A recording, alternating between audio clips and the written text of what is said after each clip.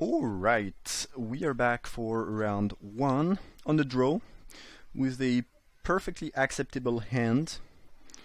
Could use a couple lands obviously, but even if we don't draw lands quickly, between the Poisoner and the Constrict I should be able to deal with early threat. And then if we just draw one more land, we can cast more stuff.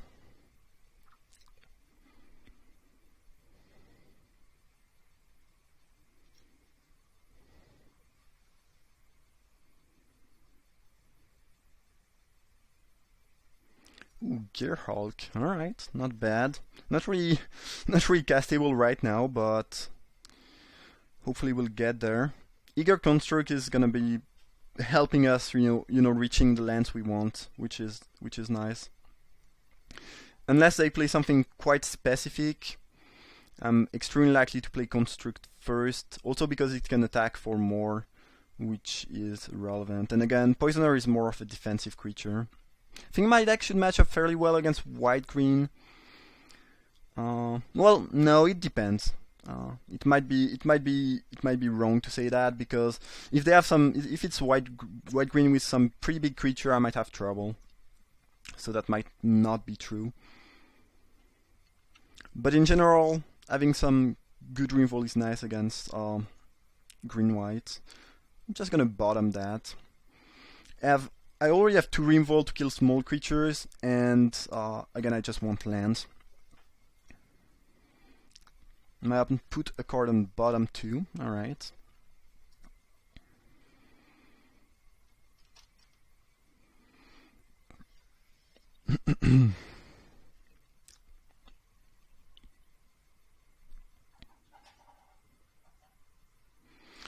Good old Glinsive Artisan. So far it's just a Kaladesh draft. No one has played any new card.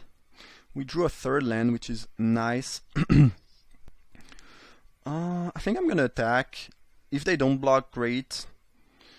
I just drop an Alley Strangler, and if they block, I can Finality, get my Scry, get rid of the Artisan, and be happy. An alternative line here is to play Poisoner and leave Fatal Push available. Kinda like that, because then, yeah, what I like about this play is that my opponent might, if they have a P-Mouth Rider in hand, for example, I think they will want to attack, get rid of the Death Toucher, and then drop a bigger threat, except that if my Poisoner die, I can just Fatal Push, so this seems like a solid line. And if they use a trick to save their Artisan, I can Fatal Push it, which is also nice. But here I kind of feel like we might see something like P-Mouth Rider. Well, I guess a reason not... No, never mind. There's a green, uncommon green-white 3-drop that lets you get back. I think it's two or less converted mana cost permanent from your graveyard, and that could have been bad. Here they had an Elite, which is, I don't think, a very good card, but it's fine. If we know about that, well, I guess white-green is the color with the most Revolt, so we should probably be a little bit worried about that.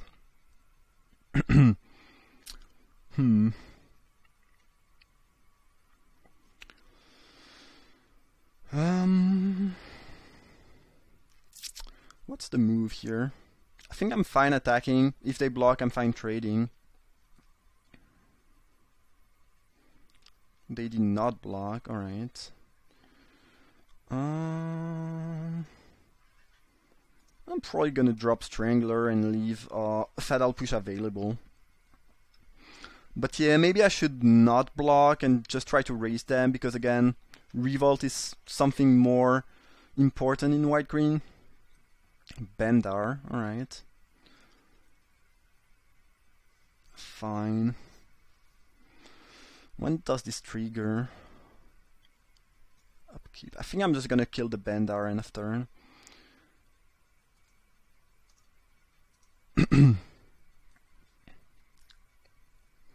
Not a ton they can do with only white mana. at least. Well, I guess there's the trick that bounce it back to their hand. They could use that, but if they have that, it's not even bad for me. Okay, we are getting closer to the Gearhulk range, so could see my opponent trading with the construct here. If they try to block and use the trick I was talking about to give the elite +2, I mean +1/+2, it's not gonna go well for them though because of Crawl Finality. But yeah, I don't agree with this play because earlier on I was making some attack with that into a 3/3, which pretty much telegraphed that I had some kind of trick. And now my opponent is getting 2 for 1 for pretty much no reason. I think they could have. I don't know. I think this was pretty obvious. Maybe it's just me. Given that we have an artifact, I think the rogue is worth keeping on top. Is it a rogue? It might not even be a rogue. Doomed operative. I think it's a rogue. 2/2 flying foot. 3, not the best blocker. It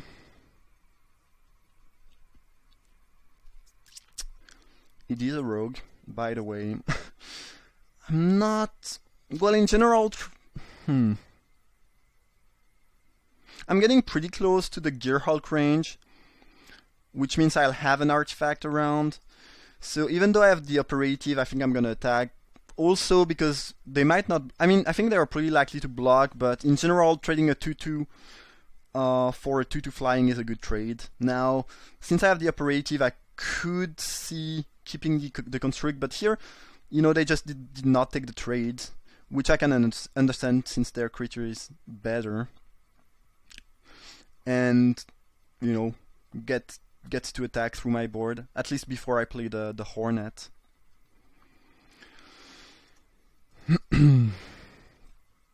Okay, so they have Revolt, probably more Revolt since White Green again has a lot of Revolt and District. So these are things I should keep in mind for the next games. Again, I'm extremely new to this set. It's my first game ever, so I might do some suboptimal plays just because I'm definitely lacking knowledge right now. Hopefully, it will get better. Things are working out pretty well right now. If my opponent attacks, I'm not going to block. First, I don't want to give them Revolt. Second, I don't want to lose my Hornet to a trick.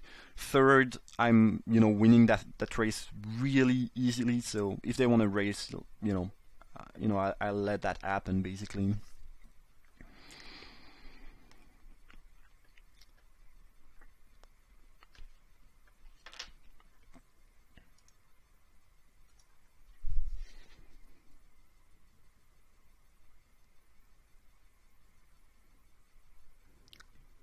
Yeah, this alley evasion play I think was weird. Because if you don't block with the Artisan a couple turns before, it's probably because you are suspecting I have a trick. Otherwise, attacking with a 2/2 into a 3/3 doesn't make sense unless I'm bluffing. And then if you know I have a trick, you don't try to use your trick this way, right? I don't know if what I'm saying makes sense, but it's obviously always risky to use a trick when the opponent has a bunch of mana open and is playing, especially if they are playing, black-red. But if you played around the trick earlier and then you stop playing around it, I don't know. It felt kind of weird. All right, I could go Noxious Gearhulk. Something. Pretty sure if I attack, my opponent is gonna go double block on the Strangler. Kinda wanna keep the Gearhulk for something more threatening. My opponent might have Fumigate, but I guess there's only one Kaladesh pack now, so it's even less likely than it was before. I don't really care about the creatures they have onto the battlefield right now. I think I'd rather just attack, let them. If they have a trick, well, they have a trick. I'm fine with that. If they don't, I'm fine trading my Strangler for the Osprey. And alright, that's kind of weird. I'm very puzzled about the play of not attacking and not blocking. Oh well.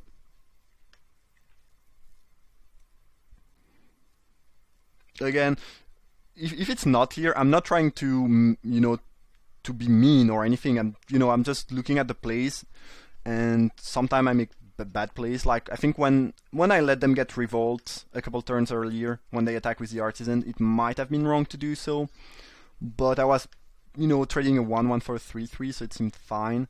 And here, I'm just talking about the game and what happens. I'm not trying to, flame my opponent or anything. It's just, just noticing what happens and try to make sense of what's going on.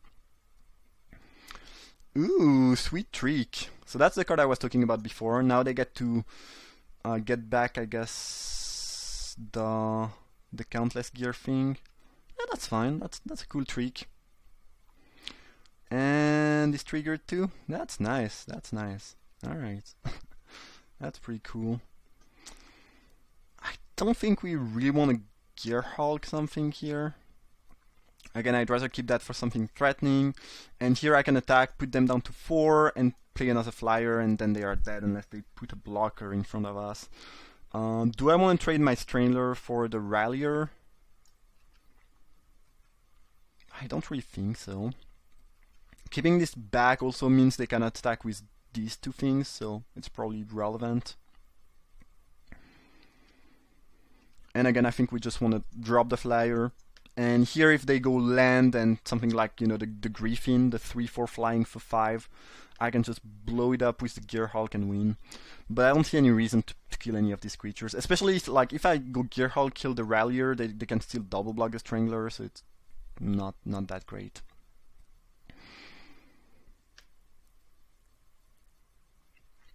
I'm playing pretty conservatively here, keeping the Gear Hulk, because I just don't want them to drop a big creature and then I never, like if they have the 3/4 for 5 with flying and they drop that and I don't have the Gear Hulk anymore, and they have a Revolt for Gear Hulk, I might never get to attack and win anymore. So I feel like the plays I made were just slightly safer. So white green Revolt mid range, I guess. So far we don't really know more. Could see Mind Rot and Leaf Fast being decent in this matchup, since we will be trading resources, so that might be decent.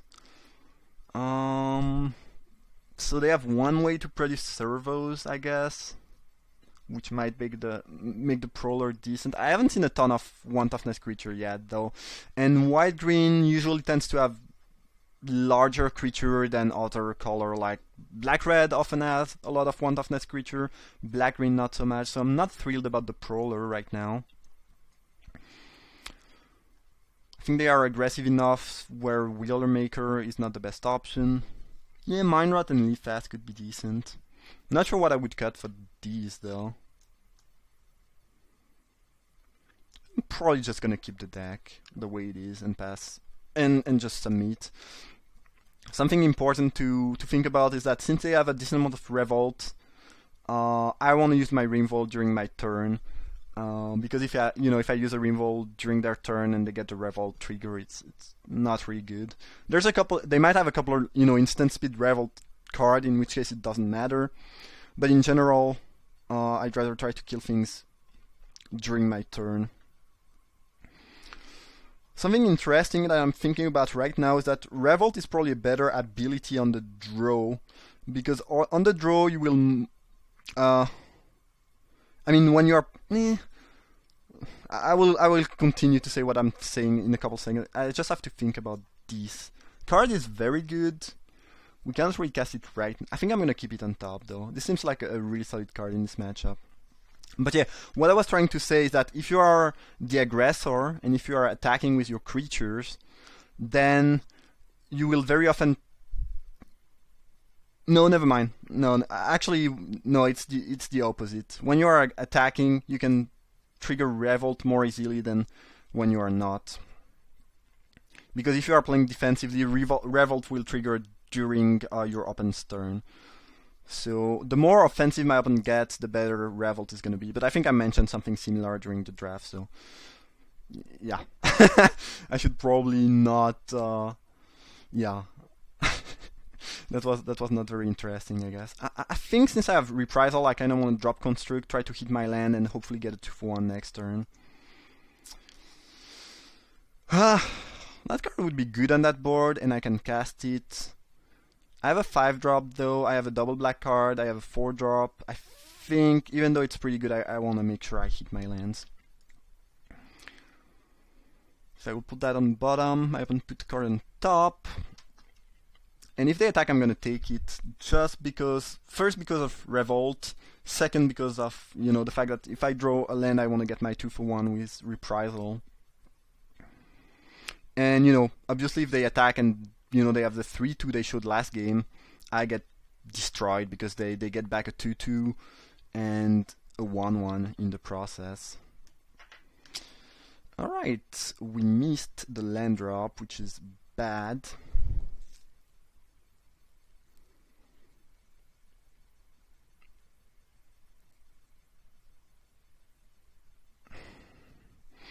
In a regular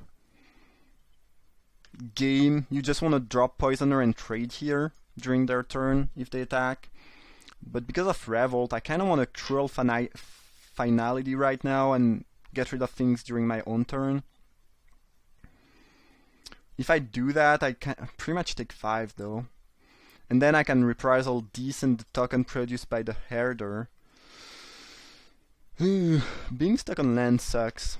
This hasn't changed since the last set. This also uses my mana better. Yeah, it plays better around Revolt. I'd rather have a Swamp, but I cannot really afford to put that on bottom. I'm not exactly sure how I will be dealing with the 3-3 though.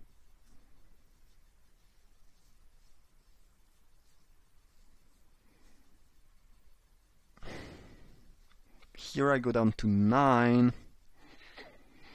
Yeah, if they just play a decent creature this turn, I'm really gonna be in trouble no matter what.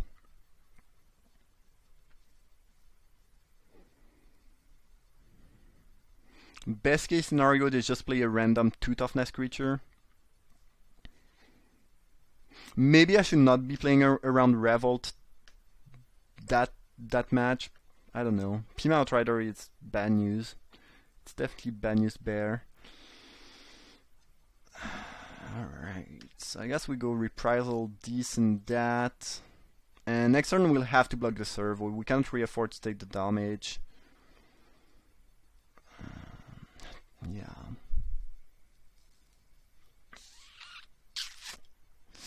Yeah, maybe I should have put the Aetherborn on the bottom. Maybe that was greedy of me to try keeping that around, but that card seems very good in the matchup. Oh, they have the +1/+2? No, they don't. Or maybe they have it, but I don't think it's necessary to use right here. I don't know. Either way, we are probably not winning that. The opponent just put too much pressure here. Alright, I guess we'll trade, go down to 1. And then, I don't think we have any out, actually. Yeah. We clearly don't have any out. Alright, well, okay. Not a ton I could have done here, I think. Just mulligan into a pretty medium draw, and that was it. Not sure I want to change anything. Pretty sure I like my deck this way. Again, I could see Mind Rot being decent in this matchup, but there's nothing I want to cut. And even though they have a couple servos, I don't think the Prowler is going to be very good.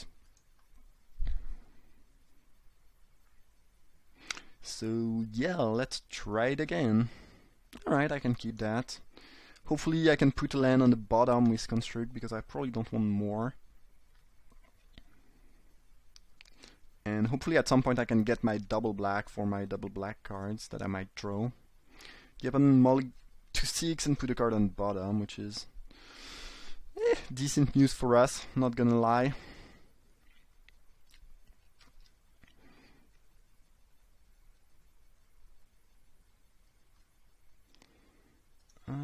5 drop is not bad, given that we already have 4 lands. I'm still gonna put a land on bottom if there's one.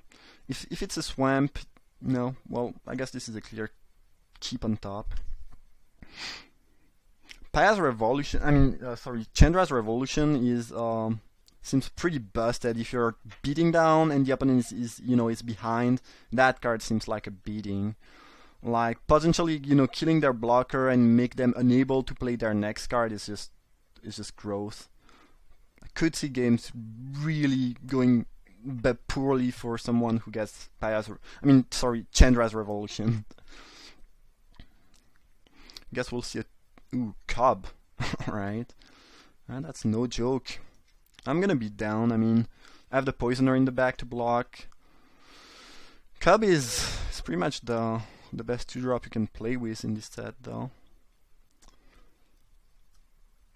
I was hoping to see less Cubs and less Renegade Freighter, because there's only one pack of Kaladesh now, but geez, that card is still so frightening, it's crazy good. And the thing here is that I pretty much have to block, like I cannot just take it and let that thing grow. I guess I could, technically, because I have the Paya's Revolution. But the thing is, well, if they attack, it probably indicates the 3-2 for 3. And if they do have it, it's really annoying because they get a super good 2 for 1. Yeah, should I play around that?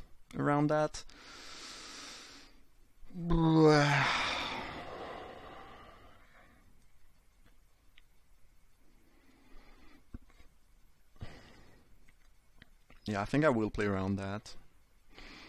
I think if you don't have the Revolt in hand, like I do have right now, you have to block, even though you'll get blown back by a Revolt card. But here, I feel like I can afford not to block. Bender, alright. Yeah, pretty sure we want to get rid of the Cub and tap the Plains.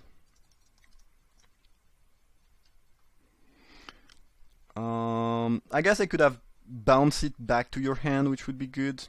Not a ton I can do about that, though. They did not. I'm pretty sure if they had that, they would have used it, though.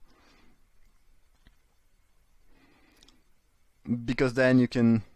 First, you will not have the white anymore if you let me tap that. Second, yeah, you get your things back. You can recast it as a 3/3. So this would have been pretty bad for me. This would have been pretty bad. Yeah, not exactly sure about the play around the Cub, but yeah, it's so bad for me if they have the 3-2 for 3, especially since now I got to attack with that, so I got my value, my servo, so now I'm, if I have to trade it, it's less annoying. I don't know.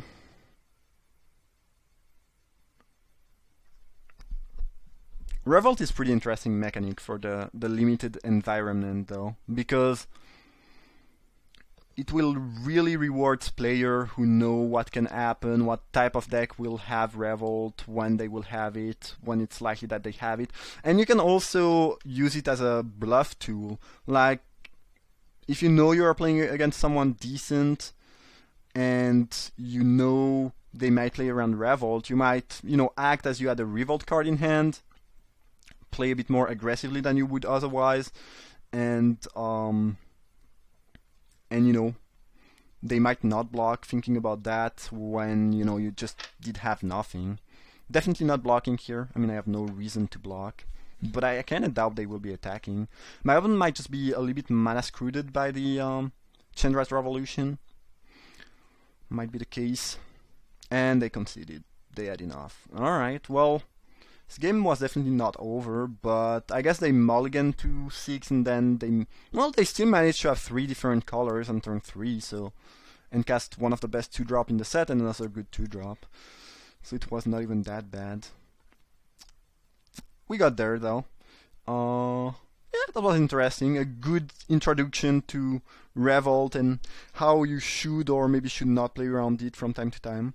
So hope you guys enjoyed. Thanks for watching. See you for the second round.